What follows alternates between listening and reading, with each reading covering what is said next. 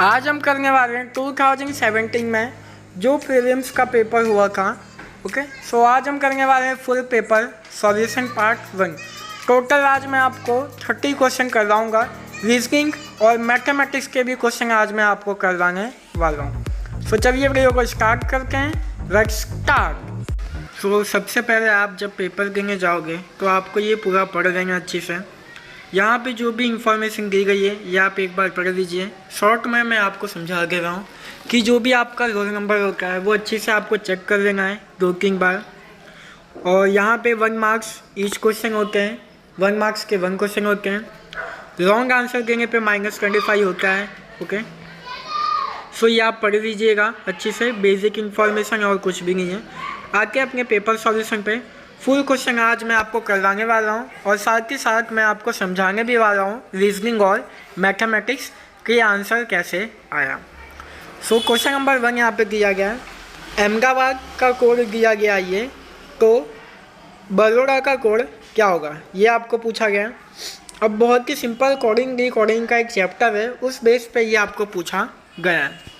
सो ए के बाद क्या आता है बी, ओके, एच के बाद क्या आता है आई, एम के बाद एन, ई के बाद एफ, मीन्स 1 प्लस करके आपको ये दिया गया है। अगर आपने कोडिंग का क्लास अच्छे से किया होगा तो 26 अल्फ़ाबेट आपको याद होंगे। जैसे कि ए को 1 कहते हैं, एच को 8, एम को 13, ई को 5, डी को 4, ए को 1, बी को 2, ए को 1 और डी को 4 हम कहते हैं। तो सभी में आपको 1 प्लस कर देना है। अब हमें करना है बड़ौदा का कोड। बी मीन्स 2 में 1 प्लस करेंगे सो 3 होगा। 3 का कोड होता है सी, सो सी हो गया। ए मीन्स 1 प्लस 1 मीन्स 2, तो सी के बाद क्या आ जाएगा यहाँ पे बी आ जाएगा। आर का मतलब 18 होता है, सो 18 में हम 1 प्लस करेंगे मीन्स 19 किसका कोड है, सो एस का कोड है। सो यहाँ पे अब आपको पूरा सॉल्व करने की ज़रूरत नहीं है, स्मार्ट वर्क आपको करना है। So option number B is the correct answer. So option number A CBSPB आप चाहो तो चेक कर सकते हो।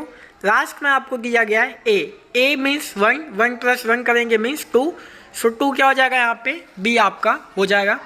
सो ये जो चैप्टर है कोडिंग ये मोस्ट टाइम चैप्टर है।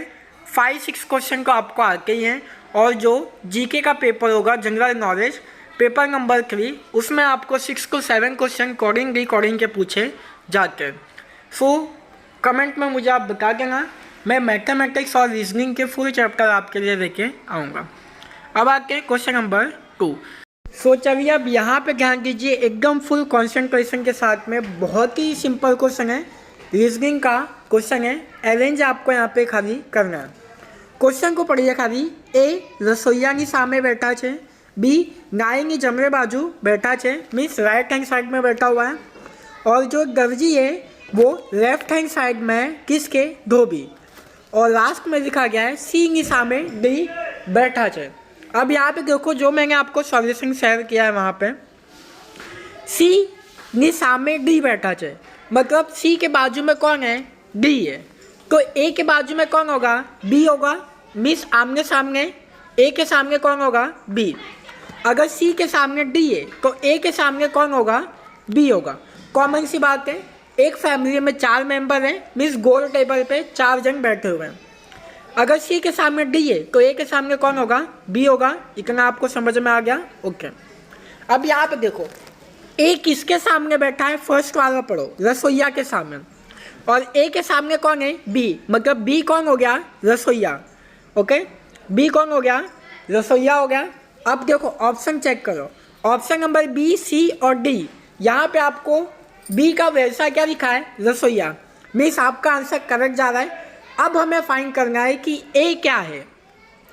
अब सेकेंड वाला पढ़ो, बी नाई जमरे बैठा छे, मीन्स बी जो है वो नाई के राइट हैंड साइड में बैठा हुआ है। को अगर हम डी जो है डी को हम नाई करेंगे, मीन्स डी अगर नाई होगा कभी को ये इसके लेफ्ट हैंड साइड हुआ, मीन्स राइट हैंड साइड हुआ। ओके, अगर डी को हम नाई करेंगे तभी ये इसका राइट हैंड साइड हुआ। ओके, हम ए को नाई नहीं कर सकते क्योंकि यहाँ पे जमरे मीन्स राइट हैंड, तो राइट हैंड डी के राइट हैंड में कौन है बी है, डी के राइट में बी है और लेफ्ट में कौन है सी है। आई होप कि आपको समझ में आ गया होगा। मीन्स डी कौन है हमारा, डी नाई है। अब तीसरा पढ़ो, दर्जी नी डाबे धोबी बैठा छे। मीन्स दर्जी के लेफ्ट हैंड साइड कौन बैठा हुआ है, धोबी। ओके, सो सी कौन होगा हमारा, धोबी। और इसके left hand side, left means डाबे, डाबे मीन्स डाबा, left hand side. Okay, Hindi में कहते हैं बाया।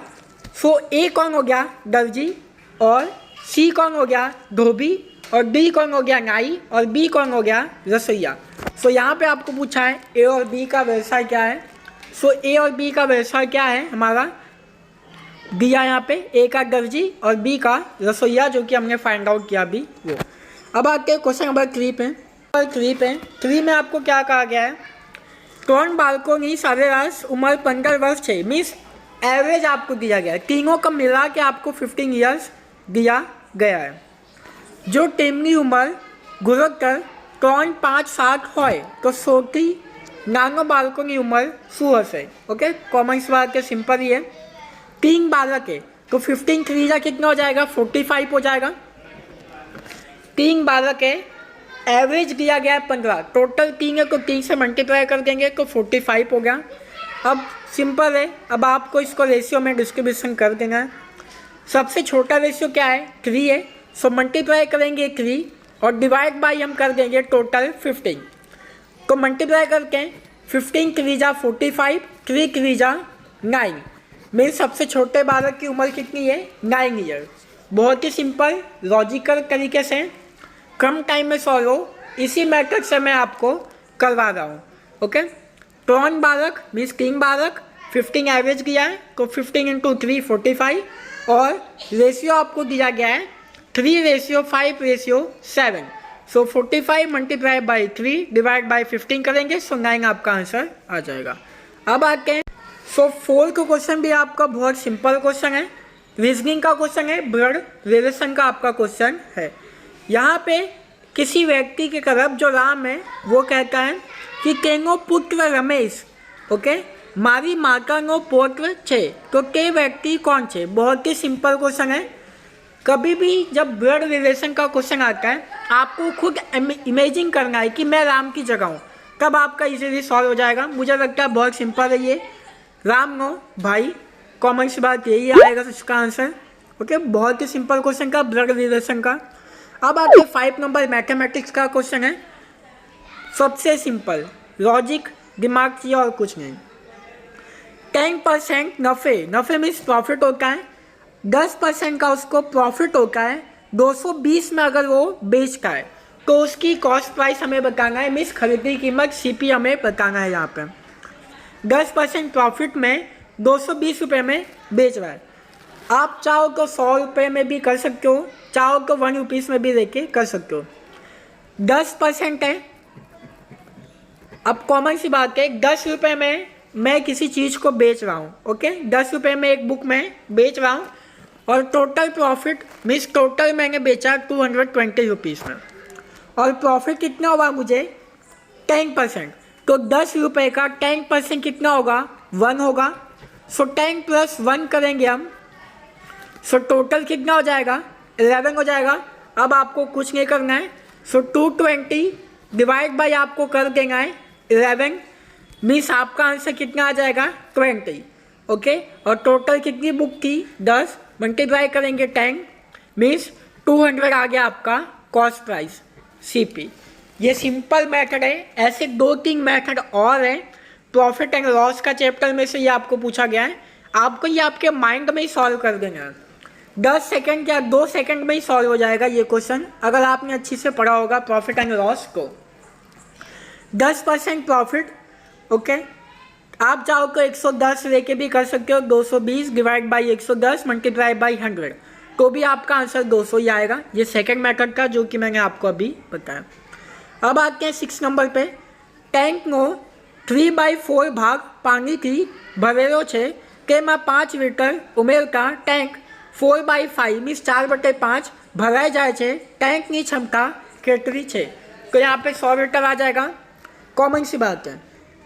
3/4 मीन्स 3/4 75% होता है, और 4/5 कितना होता है, 80% होता है। सो 100% की कीमत कितनी होगी, 100 लीटर ही होगी, कॉमन सी बात है। So 100 litre option number B is the correct answer. अब आते हैं 7 नंबर पे। 7 नंबर का क्वेश्चन बहुत सिंपल है, ध्यान दीजिए, मैं आपका इसका भी सॉल्यूशन दे रहा हूँ। और ये सब जो सॉल्यूशन है आपको अगर पीडीएफ में चाहिए तो आप कमेंट में बता देना, मैं सभी का सॉल्यूशन करके आपको टेलीग्राम चैनल पे पीडीएफ में शेयर कर दूंगा। पीएसआई का पेपर सिंपल ही आता है, रीजनिंग और मैथमेटिक्स ईजी आते हैं और यहीं पे आप स्कोर कर सकते हो। बाकी जो हिस्ट्री है ये किसी को भी नहीं याद रहेगा इतना कि किसका जन्म कब हुआ कहाँ, बेसिक नॉलेज सबको होता है, बाकी डीप नॉलेज हिस्ट्री का किसी को भी नहीं होता। रीजनिंग और मैथमेटिक्स में भी आप खाली उसी में फुल में से फुल स्कोर कर सकते हो। पेपर नंबर 3 जो है जीके का 35 क्वेश्चन आते हैं अप्रॉक्सीमेट रीजनिंग और मैथमेटिक्स, और प्रीलिम्स में 10 to 15 क्वेश्चंस आते हैं। ओके, सो इजीली आपके फुल में से फुल आ सकते हैं। आके 7 नंबर पे अच्छी से पढ़ना। सबसे पहले आपको 4 लाइन खींच देना है, पूर्व, ऊपर, फिर नीचे पश्चिम, मैं शॉर्ट में लिख दे रहा हूँ। ओके, फिर यहाँ पे उत्तर और यहाँ पे दक्षिण, ठीक है, मैंने शॉर्ट में लिख दिया है। East, west, north, south. अब यहाँ पे ध्यान दो, अमित पूर्व तरफ 30 मीटर चाले, मीन्स 30 मीटर उसने चला यहाँ पे ईस्ट में, 30 मीटर हम यहाँ पे लिख रहे हैं। अब क्या लिखा है, जमरेवाली ने 40 मीटर चाले, मीन्स राइट हैंड साइड। सो इसका राइट क्या होगा, यहाँ पे होगा। सो यहाँ पे ये चलता है 40 मीटर। उसके बाद पछी डाबे, डाबे means left hand side, means ऊपर की ओर यहाँ पे। सो वापिस ये चलता है 30 मीटर।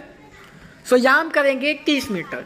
अब आपको पूछा है आरंभिक बिंदु की अवे तेनु मोड़ू कई दिशा में हंसे। सो सिंपल सी बात है, तो इसका कहाँ पे मुँह, यहाँ पे कोने में देखो, लास्ट कॉर्नर कहाँ पे आया है, ईस्ट में और साउथ में। तो ये क्या है, हमारा पूर्व है और दक्षिण, मतलब कि दक्षिण और पूर्व के बीच में है। सो दक्षिण और पूर्व, option number C is the correct answer. Okay, ये रीजनिंग का क्वेश्चन है, बहुत ही इजी क्वेश्चन है। कोई डाउट होता है तो आप नीचे कमेंट में पूछ सकते हो। अब आते हैं क्वेश्चन नंबर 8 पे। જ્યારે જહાંગીરની ઉંમર 18 વર્ષ થશે ત્યારે અકબરની ઉંમર 50 વર્ષ થશે। જ્યારે અકબરની ઉંમર જહાંગીરની ઉંમર કરતાં 5 ગણી मीन्स 5 टाइम्स હશે ત્યારે અકબરની ઉંમર કેટલી હશે। 40 आएगा इसका आंसर। भले आंसर दिया है पर सिंपल ही क्वेश्चन है। अब यहाँ पे देखो, बहुत ही सिंपल क्वेश्चन है। अब यहाँ पे देखो, जहांगीर की उम्र दिया गया है 18 मीन्स 18 दिया गया है 18। सो 18 में से आपको करना है -10, एकदम एवरेज लेना है आपको। ओके, सो यहाँ पे जहांगीर की उम्र आ जाएगी 8 ईयर। अब अकबर की उम्र 50, अगर ऊपर से आपने 10 ईयर माइनस किया है, सो नीचे से भी आप 10 ईयर माइनस करोगे। सो यहाँ पे आ जाएगा आपका आंसर 40। अब यहाँ पे आपको क्या लिखा है, 5 गणी मीन्स 5 टाइम्स। सो 8 का टेबल पढ़िए आप, 8 5 जा 40 हो जाता है, 8 5 जा 40 मीन्स अकबर की उम्र कितनी होगी, 40 होगी। सो यहाँ पे option number B is the correct answer. अब आपके मन में क्वेश्चन आया होगा कि सर आपने प्लस क्यों नहीं किया, माइनस ही क्यों किया। आपको ऑप्शन के हिसाब से करना होगा। आप चाहो तो प्लस करके भी आंसर निकाल सकते हो। रीजनिंग और मैथमेटिक्स में एक ही मेथड नहीं होते, बहुत सारे मेथड होते हैं। अब आते हैं क्वेश्चन नंबर 9। क्वेश्चन नंबर 9 को 4-5 के बच्चों का क्वेश्चन है, बहुत सिंपल क्वेश्चन है। ए अंगे बी पंजाबी सिंधी अंगे गुजराती जाने छे, इसमें आपको खाली कॉमन निकालना है, कॉमन, और कुछ नहीं करना। बी अंगे सी पंजाबी गुजराती अंगे बंगाली जाने छे, ए अंगे ई तमिल सिंधी अंगे गुजराती जाने छे, पंजाबी तमिल सिंधी अंगे गुजराती कौन जाने छे। अब 4 लैंग्वेज की बात की गई है, इसका सॉल्यूशन नहीं आप यहाँ पे समझो, मैं आपको समझा दूंगा। पंजाबी तमिल सिंधी और गुजराती 4 लैंग्वेज। ए और बी को क्या आता है, पंजाबी आता है, सिंधी आता है, गुजराती आता है, 3 लैंग्वेज आता है। देखो हमें 4 लैंग्वेज चाहिए, पंजाबी भी चाहिए, सिंधी भी चाहिए और गुजराती। पर ए और बी को ऑप्शन नंबर जो ए आपको बताया गया उसमें तमिल नहीं दिया गया है। ओके, तो ए वाला को यहाँ पे हम सॉल्व नहीं करेंगे। अब आगे पढ़ के सॉरी, बी अंगे सी पंजाबी गुजराती अंगे बंगाली जाने छे, हमें तमिल की ज़रूरत थी, तमिल अभी भी नहीं आया है बी को। अब आते हैं लास्ट में ए अंगे ई, तमिल सिंधी अंगे गुजराती जाने चाहिए। So option number C is the correct answer. यहाँ पे आएगा आपका आंसर ए। ए क्यों आएगा? क्योंकि आपको कॉमन करना है ये चारों लैंग्वेज। अब जो फर्स्ट लाइन में लिखा है आपको ए अंगे बी पंजाबी सिंधी अंगे गुजराती, सो तीन लैंग्वेज को आ गया हमारा पंजाबी सिंधी गुजराती, तमिल बाकी था। सो लास्ट में पढ़ो ए अंगे ई तमिल, तमिल आ गया मीन्स पंजाबी तमिल सिंधी गुजराती, ये चारों लैंग्वेज किसको आती है? ए को आती है। अब आते हैं 10 नंबर पे। सो 10 नंबर वालों को सबसे सिंपल ही क्वेश्चन है, 2 મિનિટમાં મીન્સ સીધા 2 મિનિટમાં 90 મીટર ચાલે છે, 225 मीटर ચાલવા તેને કેટલી મિનિટ लागશે? कॉमन सी बात है, 2 मिनट लग रहे हैं उसको। सो यहाँ पे हम करेंगे 90 मीटर में 2 मिनट लग रहे हैं, सो 225 मीटर में उसको कितना टाइम लगेगा? सो ये हमें सॉल्व करना है। कब हम यहाँ पे क्रॉस मल्टीप्लाई कर देंगे हम यहाँ पे, सो 225 इंटू 2 करेंगे डिवाइड बाई 90 मीन्स आपका आंसर आ जाएगा 5। बहुत ही ज़्यादा सिंपल क्वेश्चन का। अब आते हैं 11 नंबर पे। 11 ખુરશીઓની ખરીદ કિંમત 3 ટેબલની ખરીદ કિંમત જેટલી છે। એક ખુરશી અને એક ટેબલની की ખરીદ કિંમત 140 છે, एक कुर्सी की खरीद कीमत कितनी हसे? बहुत ही ज़्यादा सिंपल क्वेश्चन है ऐसे ही, जो कि मैंने आपको अभी प्रॉफिट एंड लॉस वाला क्वेश्चन करवाया, सेम उसी टाइप का है।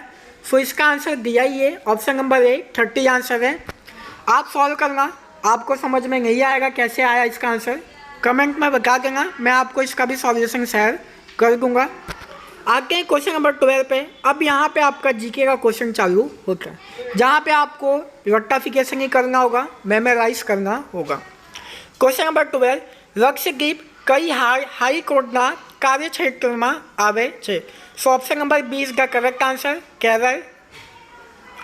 क्वेश्चन नंबर 13, अनुसूचित जनजाति एसटी नो दर्जो, इसका 4 ऑप्शन दिया है। अगर आप ऑप्शन को अच्छी से पढ़ोगे सो बी वाला आपके ऑटोमेटिक माइंड में क्लिक हो जाएगा कि बी वाला करेक्ट आंसर है। कोई भी कास्ट हो, SC ST OBC जनरल, धर्म के साथ में कोई भी संबंध नहीं होगा। So option number B is the correct answer. Question number 14, computer से क्वेश्चन पूछा गया है, USD, ये आपको पता ही होगा, 90% स्टूडेंट्स को ये आंसर पता ही होगा। यूनिवर्सल सीरियल बस। अब आते हैं क्वेश्चन नंबर 15 पे। मोहिनीअट्टम कया राज्यનું नृत्य છે? सो option number A Kerala is the correct answer. आपको याद करना है, जैसे अपने गुजरात में गरबा फेमस है, वैसे ही अलग अलग स्टेट में अलग अलग डांस फॉर्म फेमस है। यूपी में नौटंकी फेमस है, ओके, कथकली, ये सब आपको याद रखना है कि कौन से स्टेट में कौन सा डांस फेमस है। आगे क्वेश्चन नंबर 16 पे। रियो ओलंपिक 2016 में भारत કેટલા પદક જીત્યા હતા? ओके, मीन्स कितने मेडल्स उन्होंने जीते थे? सो 2 मेडल्स जीते थे, 1 सिल्वर और 1 ब्रॉन्ज मेडल।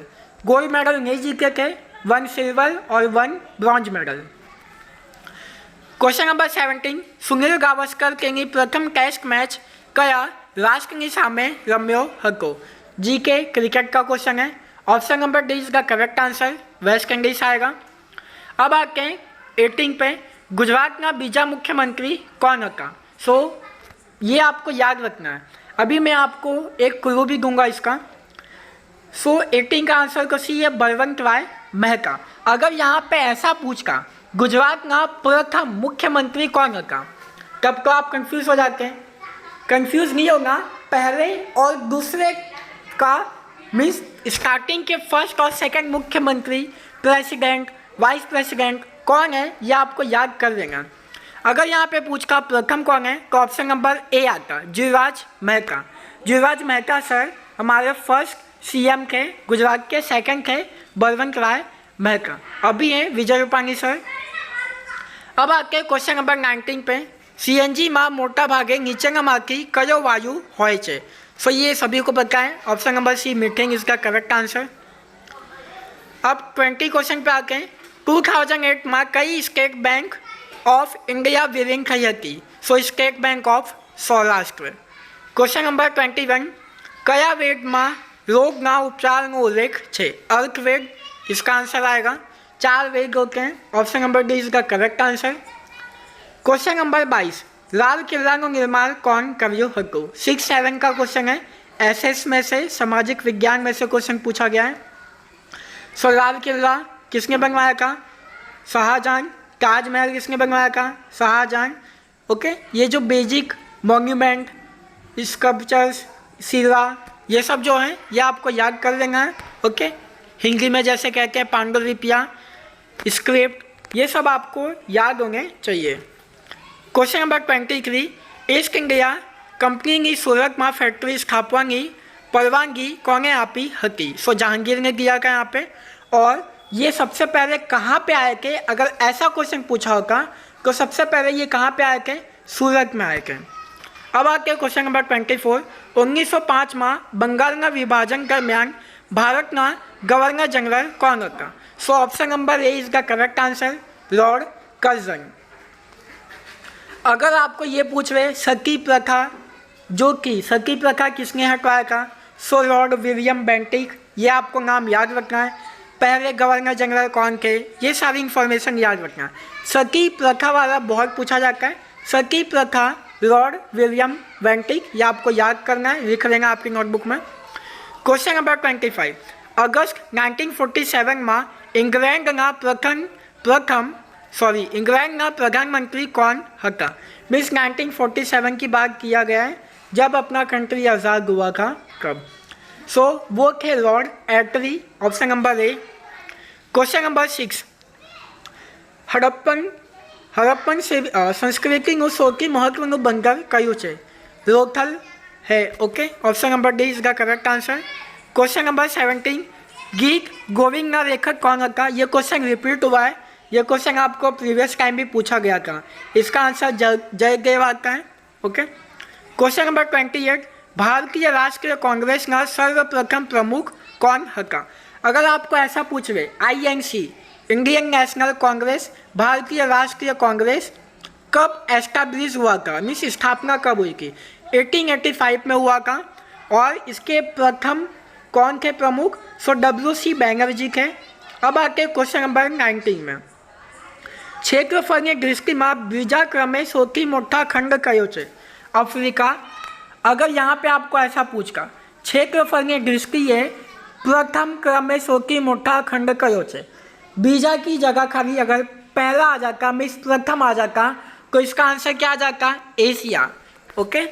अब आके क्वेश्चन नंबर 30 पे, नागार्जुन सागर प्रोजेक्टનું निर्माण कई नदी पर થયું હતું? सो कृष्णा नदी पे हुआ था. ओके. आई होप आज मैं आपको 30 क्वेश्चन ही करवाने वाला हूँ. नेक्स्ट वीडियो में मैं आपका कंप्लीट करवा दूंगा. आई होप कि आपको पूरा क्वेश्चन समझ में आ गया होगा. फिर भी अगर आपको कोई भी क्वेरी है, कोई डाउट है, सो आप नीचे कमेंट में पूछ सकते हो. डेली आपके 1 वीडियोस आएंगे, PSI के भी और कांस्टेबल के भी. सो वीडियो अच्छा लगा है तो लाइक कीजिए, अपने फ्रेंड्स के साथ में शेयर कीजिए. अभी तक आपने हमारा चैनल सब्सक्राइब नहीं किया है, सो प्लीज़ सब्सक्राइब करके बेल आइकन को भी प्रेस कर दीजिए ताकि हमारे वीडियो की नोटिफिकेशन आप तक पहुँचे. सो मिलते हैं नेक्स्ट वीडियो में. Take care.